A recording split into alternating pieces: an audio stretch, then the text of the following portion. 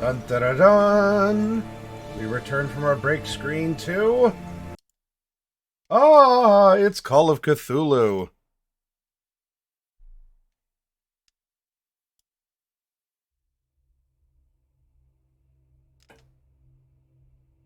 Should have background music going. There it is. Alright, well. Now we're going. So hello, hi, howdy, how are you? Nice to see you. Yes, Kate Holo.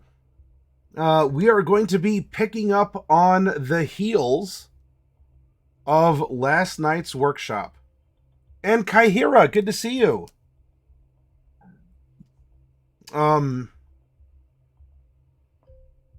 Well, when we introduced this system in the last workshop, we went over the themes. We didn't talk about rules, just some basic stuff about horror, but in particular, what is eldricht horror or cosmic horror? How can you approach the concepts that you need to unravel?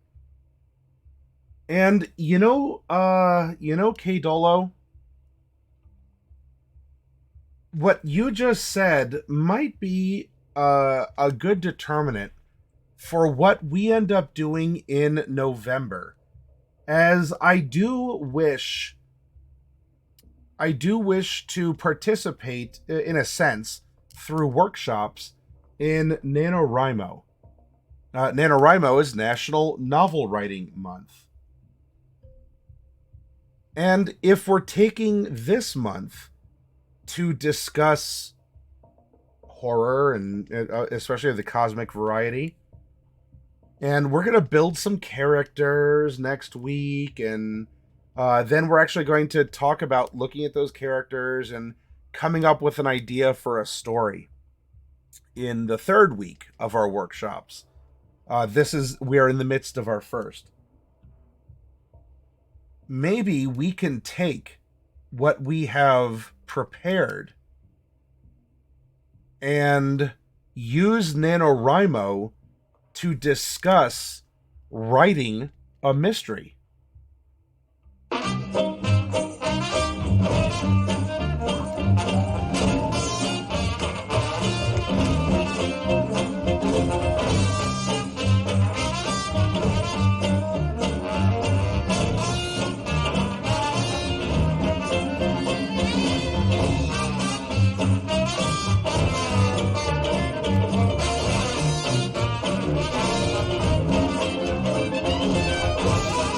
Uh-oh.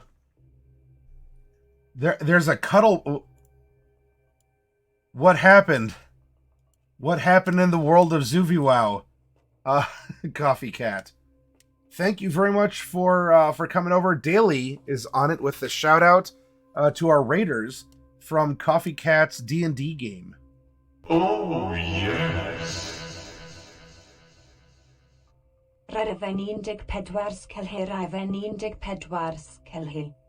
Simba's Bloody Mojo, thank you so much for renewing your subscription.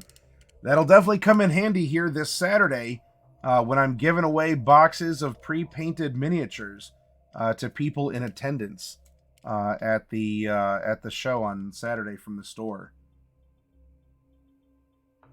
So please do discuss what happened in this venerable Dungeons and or Dragons game.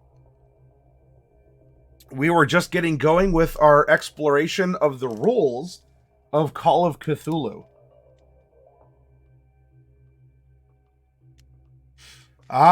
It was one of those episodes.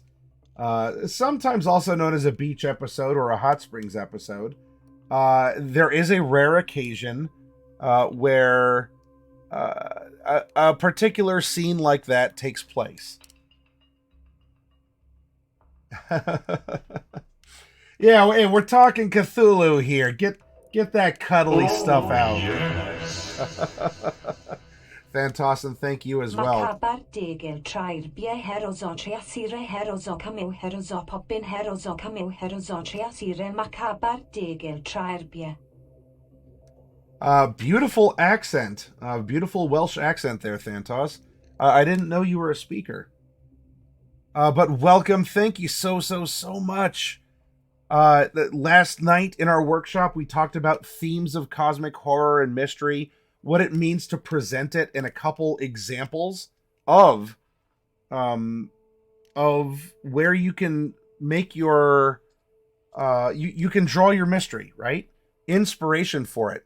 In fact, we even brought up the fact that Vampire the Masquerade very much, well, it's not overt in it, and it really tries to draw you into that personal and political horror, which is there.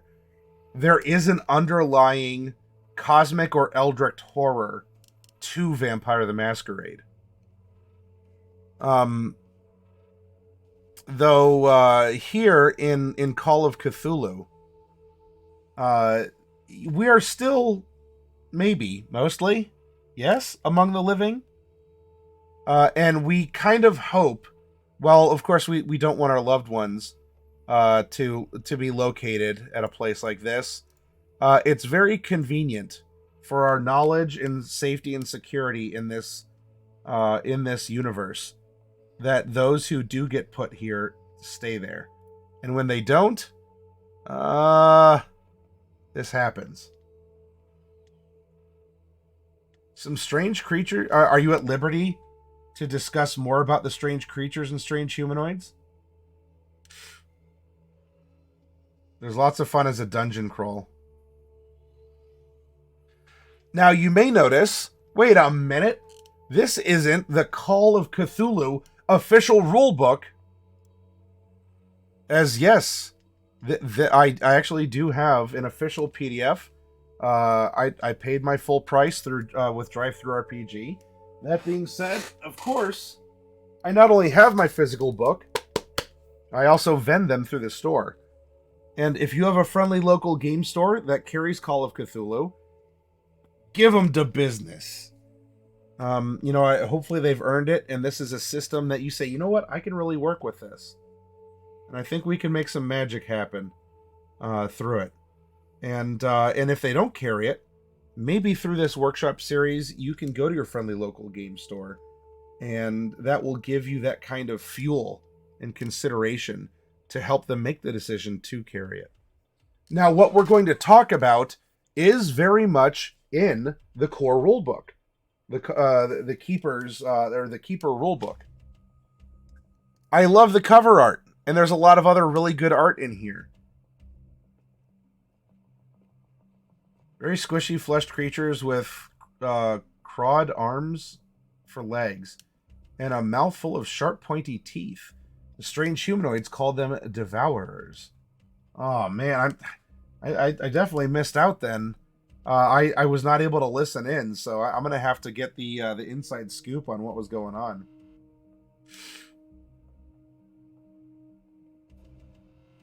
Yes, we'll touch on that, of course, Dolo.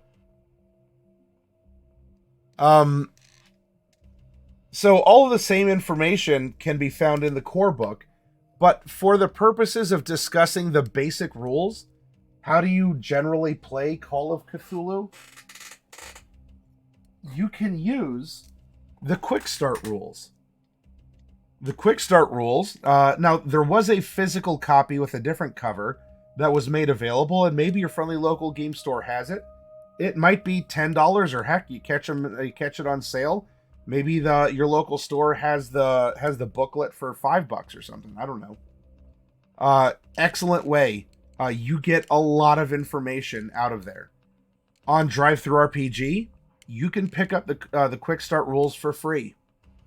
The publishers of the game want you to play the game. Go figure. And the system itself is not necessarily complex. It is a set of tools in order to help you as a player unravel a mystery.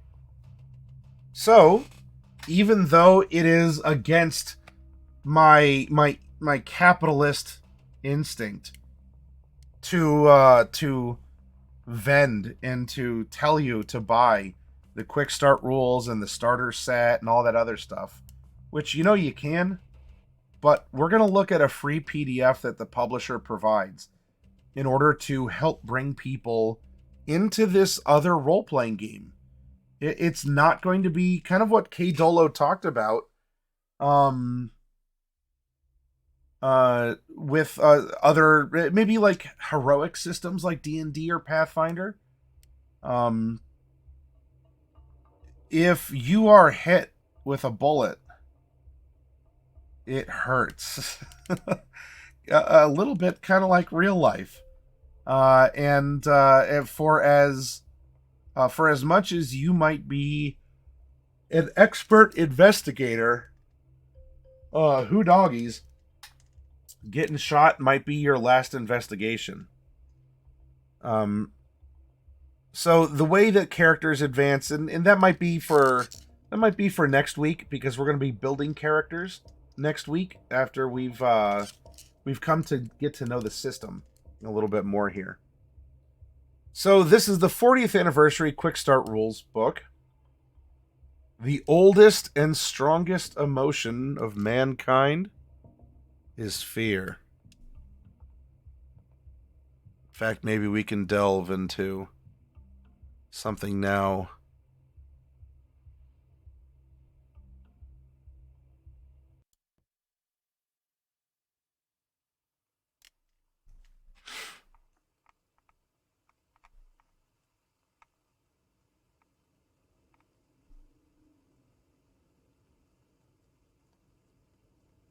Some of this stuff, for you all who are here, you may very well be a seasoned role player.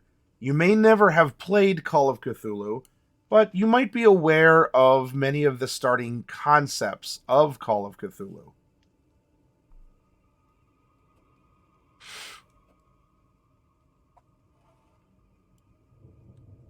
But I will give the sales pitch here. Interested in Chaosium's Call of Cthulhu? You're not alone. Call of Cthulhu is Chaosium's tabletop role-playing game of mystery and horror, where ordinary people delve into weird events and lore and confront the terrifying and alien forces of the Cthulhu mythos. This will play differently than the more heroic fantasy style. You tend to be the big damn hero, to use that phrase, in those games. Here, you might hold a doctorate, and you might be the head of a university. It doesn't make you immune to being sacrificed to some unknown god. It doesn't. That itself does not make you resistant to firearms or blades. And part of the fun is that squishiness of mind and body, because you have so much you can learn. And what do you do with it? How do you handle what's going on? What's unraveling before you, which might very well be your sanity? Do you need to have read any Lovecraftian lore from H.P. Lovecraft himself or others who have, written in that style? No. It does help in understanding the depth of a type of story that is presented with cosmic horror, but you don't need to read a lot of novels. Just like you don't need to read Lord of the Rings to play Dungeons and Dragons. It's perfectly fine to say, you know what, I have a local legend in my town.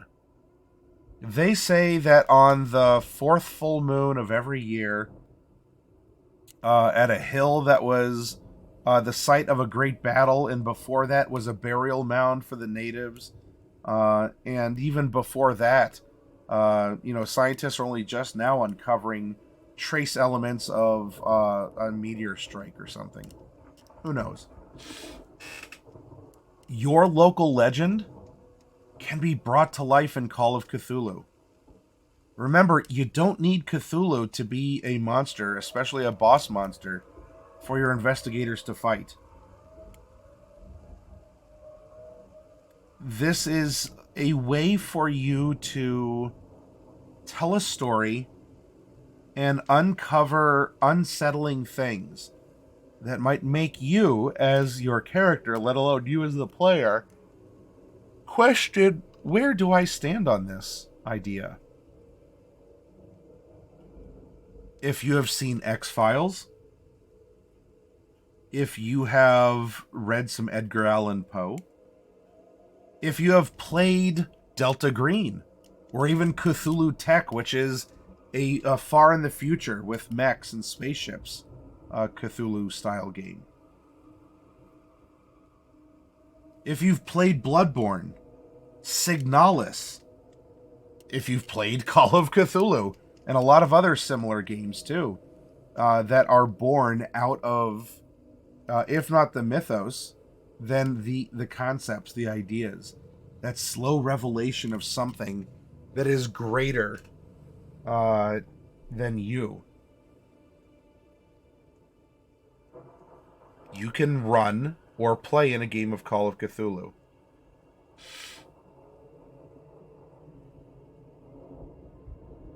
Yep. It's that it's not quite nihilism, but it is certainly that you realize as a human being that you are to them as an ant is to you. You might notice an ant, maybe you destroy the ant, maybe you step around the ant, but that ant feels your vibrations. That ant might sense your, I don't know, your like scent, your pheromones or whatever. That ant must live its life around you despite not having the ability to get out of your way sometimes, no matter how hard it tries. And the ant can't understand what you are thinking and why. And where are you going? And now take that example and upscale it, where you as a human being, even a professorial, multi-doctorate or just multi-degree holding professional who spent most of his or her life researching whatever. And then you find out bit by bit through the investigation that everything you thought you knew may not be true at all. Or maybe even more maddeningly, that's at least a merciful clean break. What about a series of half-truths?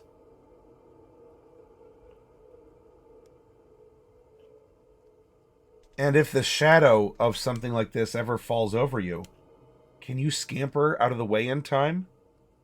Can you even process the motivation or the recognition of the doom that is quite literally befalling you?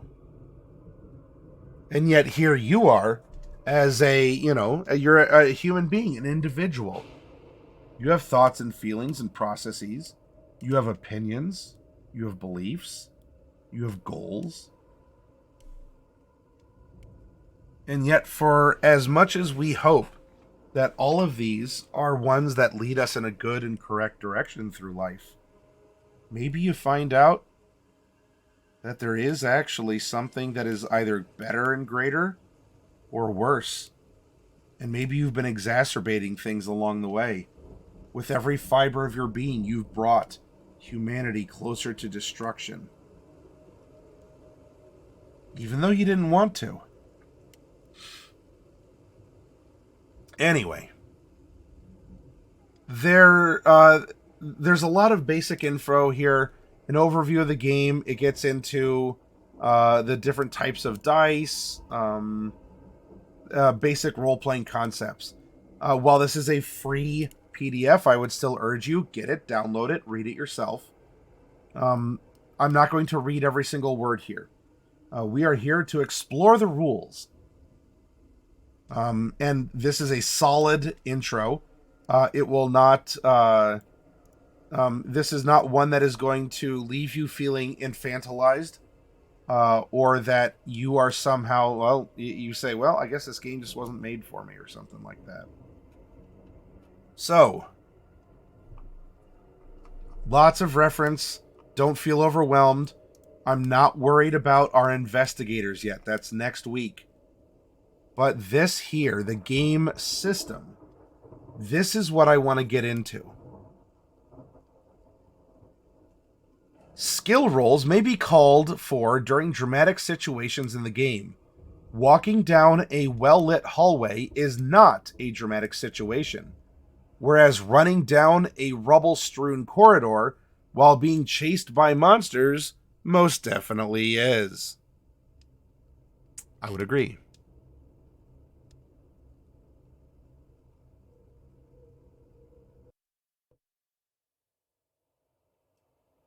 We'll switch up the music a bit here. Only make a skill roll when the outcome is uncertain and dramatic. When attempting a skill roll, you should first agree to a goal with the keeper. What is your investigator trying to achieve? If your skill roll is successful, you achieve your goal. Additionally, when you successfully roll a skill, put a check mark in the box next to it on your investigator sheet. You can only get one check per skill at a time. At the end of the scenario, that skill could increase due to experience. Your keeper will ask you to roll for skill increases. If you roll over a check's skilled value, you gain 1d10 points to that skill. So if a checked climb skill of 40, you roll 1d100 and get a 58. This is above a 40. You get to add 1d10 points to climb. In other words, the more you know, the harder it is to learn something new or to get better. Because ultimately, we're looking to roll under. We want a high number, so there are more lower numbers to achieve. I did bring up Vampire the Masquerade. This is a dice pool building game. You're not building a dice pool here. This is a percentile based. Your keeper will tell you when you should attempt a skill roll and how difficult the task is. You just describe what your investigator is doing, and the keeper will advise you if a skill roll is needed. A regular task requires a roll of equal to or less than your skill value on a D100. A difficult task requires a 1d100 roll equal to or less than half your skill value. A task approaching the limits of human capability requires a 1d100 roll equal to or less than 1/5 of your skill value.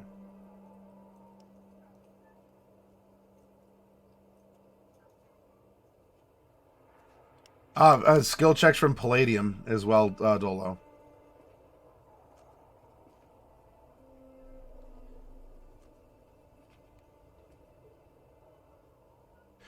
If you can justify it through your investigator's actions, you can push a failed skill roll. Pushing a roll allows you to roll the dice a second time. However, the stakes are raised. If you fail a second time, the keeper gets to inflict a dire consequence upon your character. You might partially succeed in your goal or not, depending on the keeper's determination. But either way, your investigator will pay some sort of price for failing the roll. Before a pushed roll is made, the keeper has the option of foreshadowing what might happen if the pushed roll is failed. The player can then decide if it's worth the risk to take on the second roll or not. The examples here are very well done. And if you're finding yourself reading a couple of these paragraphs, it's fine. Go to the italicized words and read through it for a demonstration of what's happening.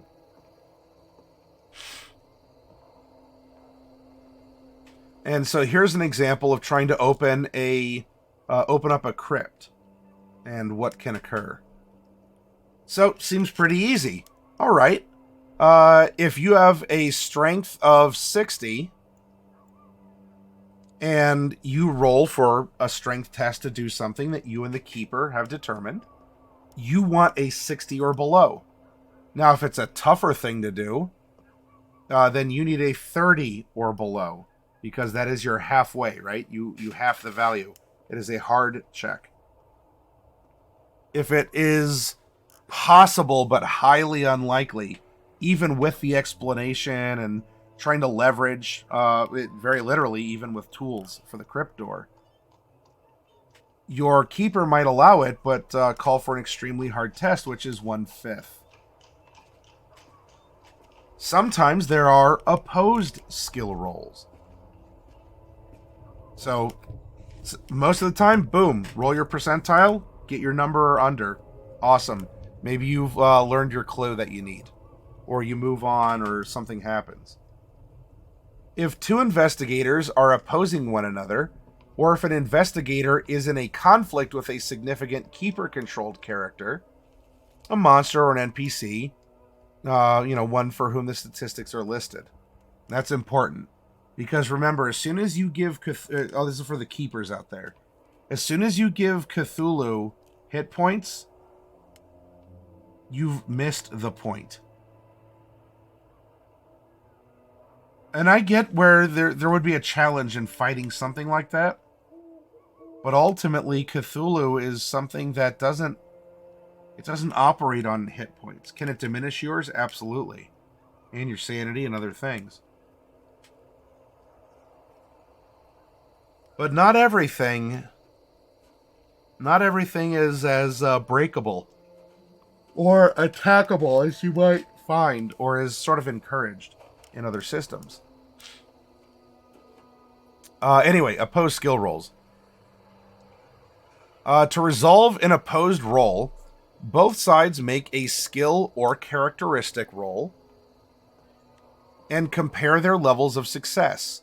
A regular success beats a fail, a hard success beats a regular success, and an extreme success beats a hard success. In the case of a draw, the side with the higher skill value wins. If both skills are equal, then have both sides roll 1d100, with the lower result winning. And here's your levels of success. There's also a concept of bonus and penalty die. Now, Ivalon, and by the way, Iron Chef Lord, howdy to you. I'm sorry if you're still lurking. I don't think I gave you a shout out for stopping in and saying hi. This was something when we played, I didn't mind. I didn't mind the way that we had done it, but I was correct in the initial. There might be an extra rule or an alternative rule that lets you replace the 10s or the 1s. But, well, anyway, we'll get to that. But last night, being able to replace either was a special consideration, we'll call it. Sometimes the prevailing conditions for the investigators, their environment, and or the time available can hinder or benefit a skill or characteristic roll. Under certain conditions, the keeper might grant a bonus or penalty die to a roll. One bonus die and one penalty die cancel each other out. Such bonuses and penalties operate in a similar way to raising the difficulty of a roll, and can be used instead of or in addition to an increased difficulty. Normally, though, bonus and penalty dice are primarily with opposed rolls. Now, in the game, on Tuesday, I was handing them out as circumstantial bonuses. Because ultimately, if we're having fun and telling a story, these are guidelines. You know, that's Captain Barbossa's from Pirates of the Caribbean. That's his line.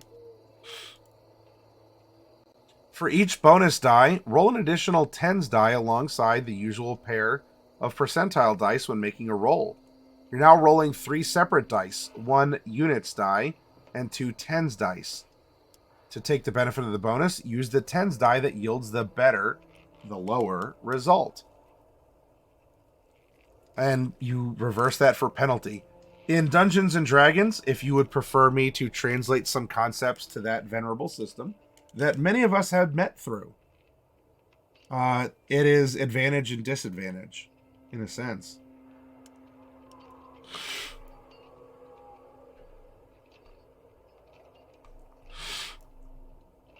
Luck rolls. This is a game of skill and an investigation, especially one with dire consequences to mind and body. And sometimes you really need luck on your side to help mitigate a streak of, well, bad luck, bad rolls, maybe a poor decision that, you offered it in earnest, but is it not panning out?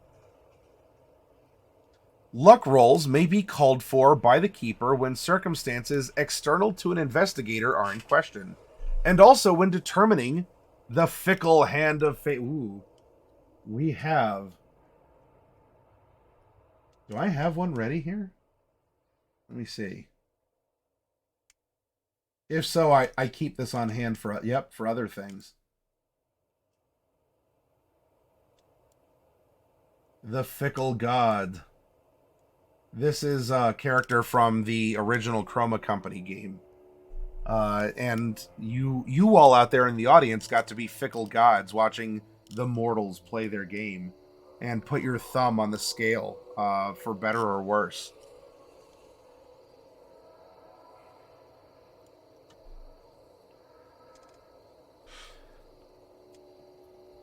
If, for example, an investigator wants to know if there's an item lying nearby that could be used as a weapon, or if the flashlight they have found has any juice left in it, then call for a luck roll.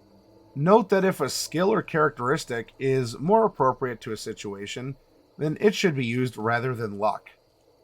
To succeed with a luck roll, an investigator must roll equal to or under their current luck value. If the keeper calls for a group luck roll, the player whose investigator has the lowest luck score should make the roll on behalf of the group.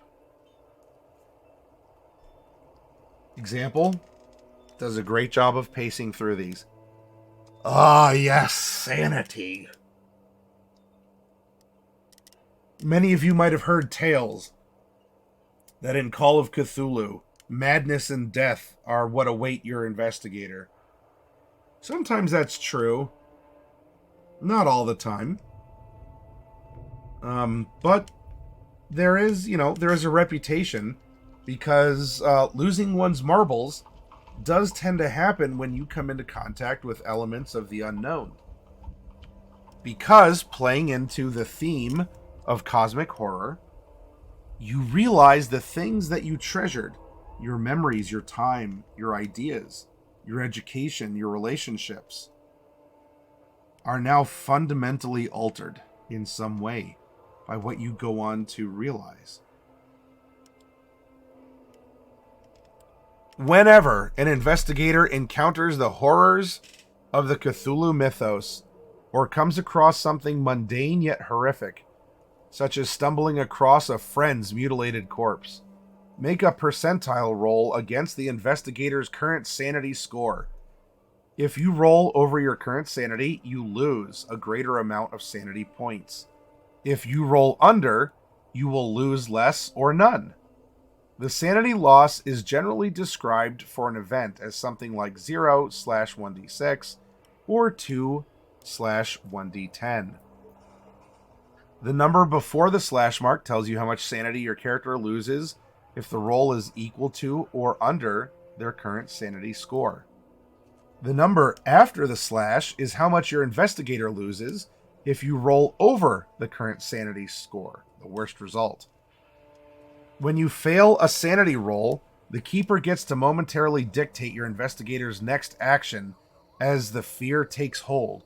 Perhaps they unwittingly scream, freeze, or squeeze the trigger of the gun they are holding. If an investigator loses 5 or more sanity points as the consequence of a single sanity roll, they have suffered major emotional trauma, and the player must roll 1d100. We did get to explore this last session when an orderly at the Western Hospital ended up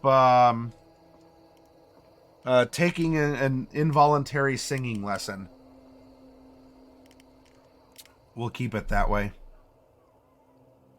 The description of it, anyway. If you were there, then you know.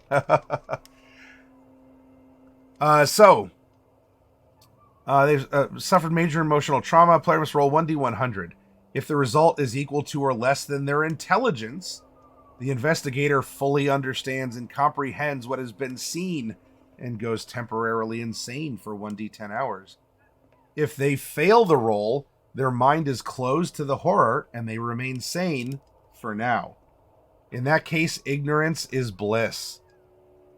In addition, when falling insane, an investigator suffers a bout of madness. Roll 1d10 and refer to the bouts of madness table. If the investigator is in the presence of other investigators, play out the result round by round. This player has more or less control of their character, but should be guided by a keeper in terms of their investigator's portrayal of madness.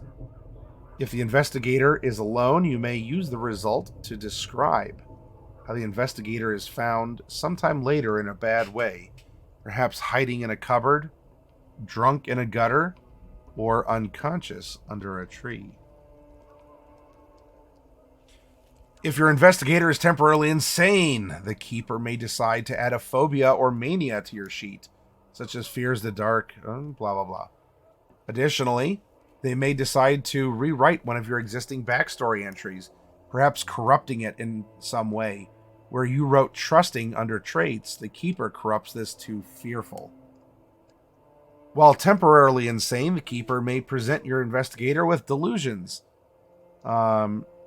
Is that a zombie creeping up on you, or is it just a homeless person asking for spare change? You can only be certain by asking to make a reality check, electing to make a sanity roll.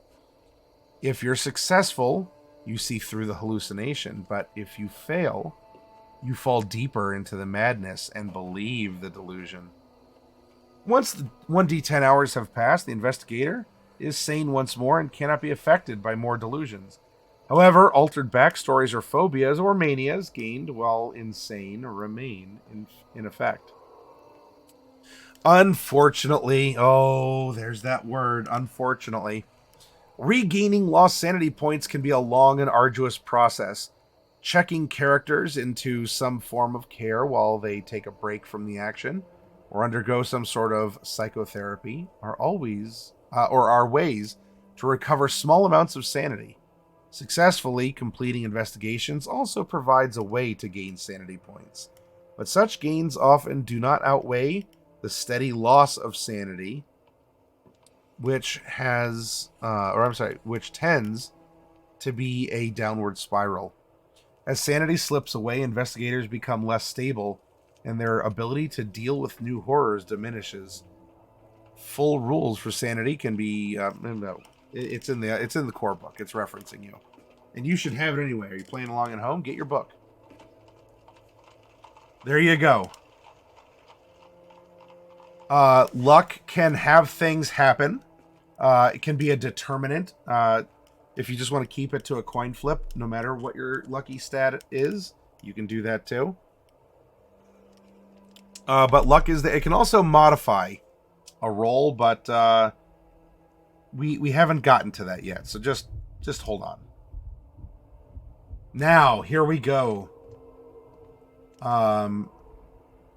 Hey, Grendel's Skull, good to see you again.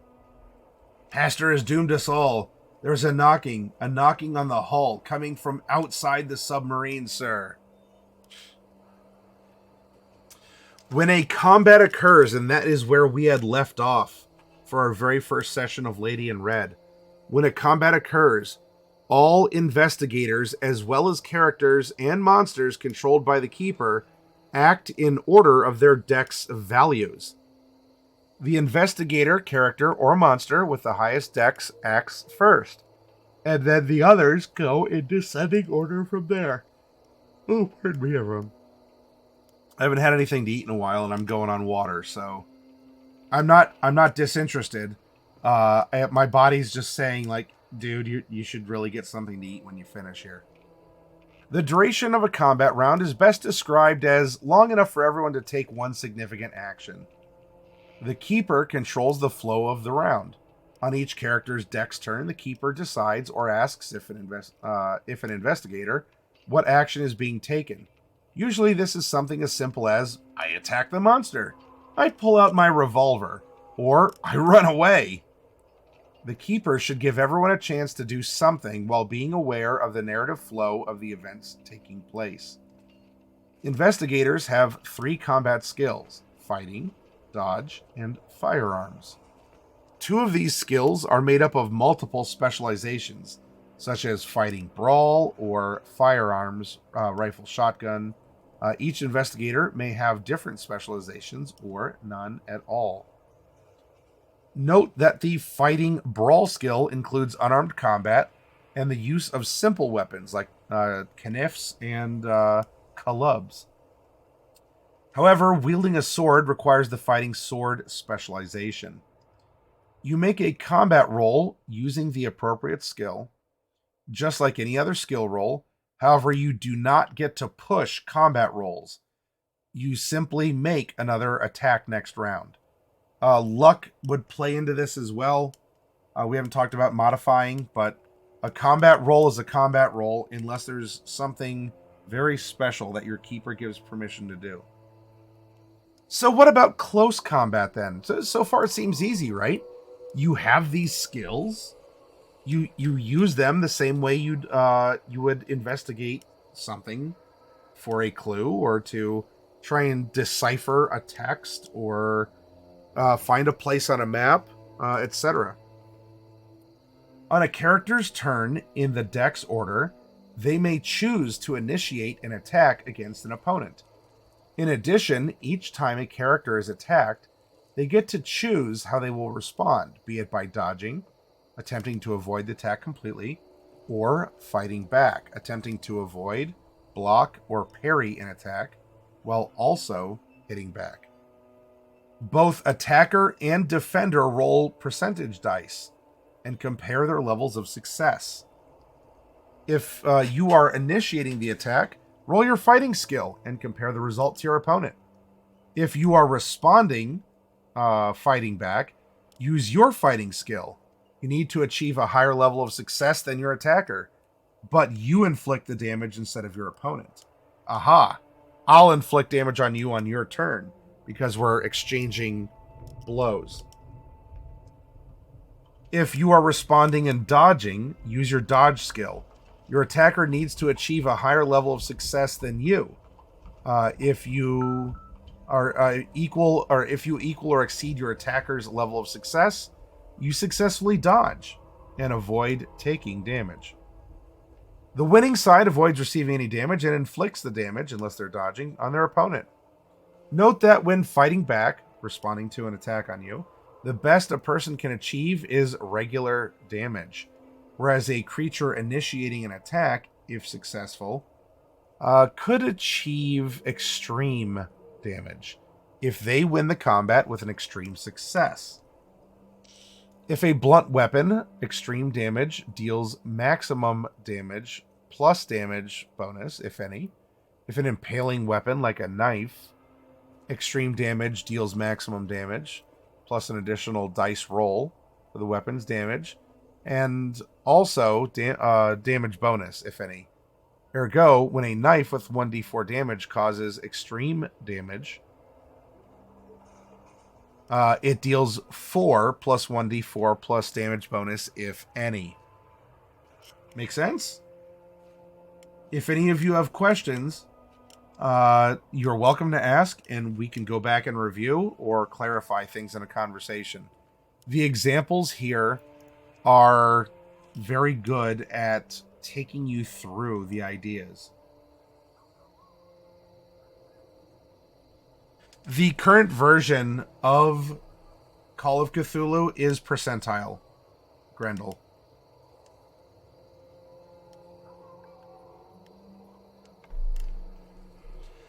If a player describes a goal in combat that is something other than simply inflicting harm, it can be resolved with a fighting maneuver. A successful maneuver allows the character to achieve one thing, such as disarm an opponent, knock an opponent to the floor, seize and hold an opponent, whereupon the opponent must apply one penalty die to their actions until they can break free with an opposed strength roll. A maneuver is treated the same way as a normal fighting attack, using the Fighting Brawl skill. The opponent may dodge or fight back as usual. Compare the build of the two combatants. If the character initiating a maneuver has a smaller build than their opponent, they take a penalty die for each point of difference, to a maximum of 2. If an opponent exceeds the attacker's build, so build, your dimensions, how imposing of a figure you are. This is, I don't know, a kid walks up and is in a bad mood and says, "Hey, mister, you want to fight?" and goes to throw a punch. If an opponent exceeds by 3 or more points, the fighting maneuvers are ineffective. The attacker may be able to lay hands on their opponent, but he lacks the strength and size required to take advantage of the grip. A character outnumbered by the opposition is at a disadvantage. Once a character has responded to an attack, fought back or dodged, in the present combat round, all subsequent melee attacks on them are made with 1 bonus die. This does not apply to attacks made using firearms. And here we are getting to the deadly stuff. You may shoot a firearm. By the way, if you're playing in the 1920s, the 1911 is still rather new. You may shoot a firearm on your turn in the dex order to initiate an attack. Usually firearms cannot be used in fighting back reactions. Make a percentile roll and compare this result with the firearm skill. Readied firearms act at dex plus 50 for the purpose of determining the dex turn order. If firing 2 or 3 shots from a handgun in one round, apply 1 penalty die for each shot. If at point blank range, with 1/5 of dex in feet, the shooter gains 1 bonus die on the skill roll. Little ways you can modify. It's rewarding you for your mental, your positioning, either waiting or various conditions. You may have noticed that we're not talking about moving 25 or 30 feet in a round as per Pathfinder or D&D. We're not talking about anything that has an extremely quantifiable sense. Much of this is theater of the mind. Describe what you're doing. And maybe your keeper says, "Yep, well, that's your action," but you do it. And hopefully isn't calling for a roll for every little thing, but also dodging or attacking is not a little thing. Points of damage are deducted from a character's hit points. Hit points cannot fall below 0, so do not record a negative value. When a character's hit points reach 0, they fall unconscious and, in some situations, may die. When a character takes damage of greater than or equal to half their full hit points in a single blow, they have received a major wound. They must make a con roll or fall unconscious. If a character with a major wound falls to 0 hit points, they are close to death, dying. They must make a successful con roll at the end of the following round, and every round thereafter, or die. Similar to death saving throws, right? Only successful use of the first aid skill can alleviate the dying condition through stabilizing the character. If a character suffers points of damage greater than or equal to their maximum hit points in a single blow, they die instantly.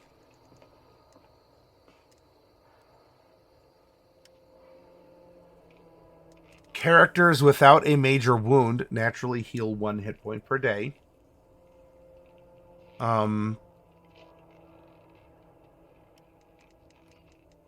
Characters with a major wound must make a healing roll, rolling equal to or under their con, at the end of each week. If successful, they regain 1d3 hit points, or 2d3 points for an extreme success. The major wound condition is removed if either of these extreme successes is allowed, or current hit points are healed to half their maximum value or greater. Is there magical healing? Maybe. Though going into this, does our world have magical healing?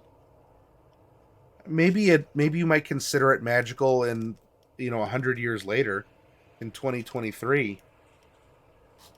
But maybe you just have to wait it out at the hospital. Now, what that means for the investigation as you repair your mind or body, things might happen without you. The cultists are going to cult. And maybe when the ritual is complete, they're going to summon something. Well. Hi, Rose Wolf. Good to see you. So it goes on to talk a little bit more about first aid. And we see here, small knife, 1d4 plus damage bonus.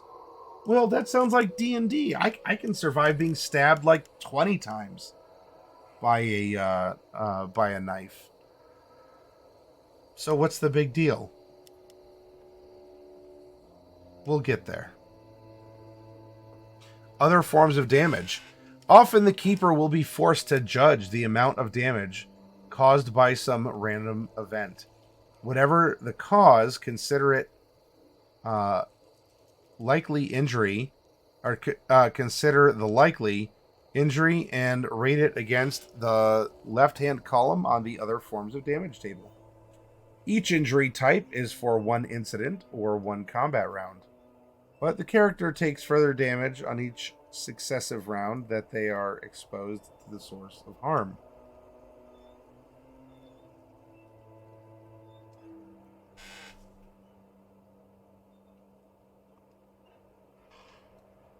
Minor, moderate, severe, deadly, terminal is a other form of damage. Outright death is almost certain if it's splat. And what could cause that kind of splat damage? Being removed or being involved in a high-speed head-on collision, being hit by a train. That's why it's called splat.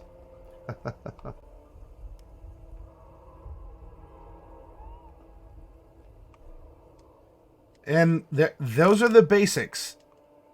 There's a little bit more that we can cover in the basics. But this is the free supplement. You can get this through Chaosium's presence on DriveThruRPG. There are physically printed starter rulebooks that might be $10 or less. And the Call of Cthulhu starter, I want to say, is $25 and might even have the Quickstart in it. It certainly has characters, and the scenario is ready to run out of the box. It's that easy. You want to do something to solve the mystery that your keeper is presenting to you? Engage with the environment. Ask to roll something that seems appropriate. You hem and hot, then you chuck the dice and see what happens. But again, try and keep things from getting too role play heavy. R-O-L-E. R-O-L-L. Try to keep them from being too, like, I gotta roll dice, gotta always roll dice. I manipulate dice, look at my numbers. And turn that into R-O-L-E playing. You want to focus on that. Be clever. Try and squeeze out every advantage you can. Because we have an example. We have an example investigator that we can take a look at. But you go, 1d4 plus a modifier. I mean, sure, maybe a wizard in D&D can get ganked by that. But I'm just going to... I am not going to read The Haunting. That this makes for an excellent introductory adventure for your keeper to run and for you to play through, such that you're learning simultaneously. So there is a starting adventure in the back of the book. What a great deal. Yes, large amount of explosives, I would say, also qualifies as a splat damage.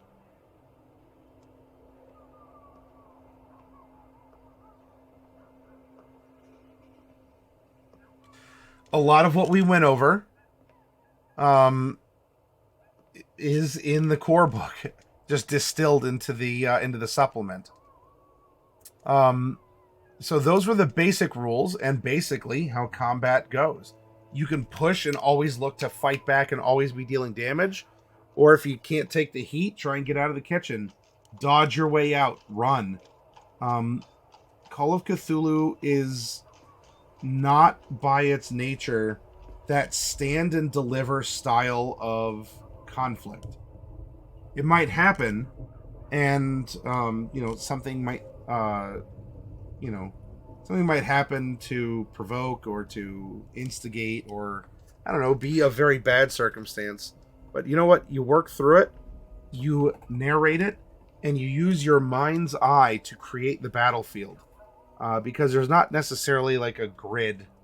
You can play on a grid, yes, but there's not... it's not the same kind of tactical combat that you find in other systems.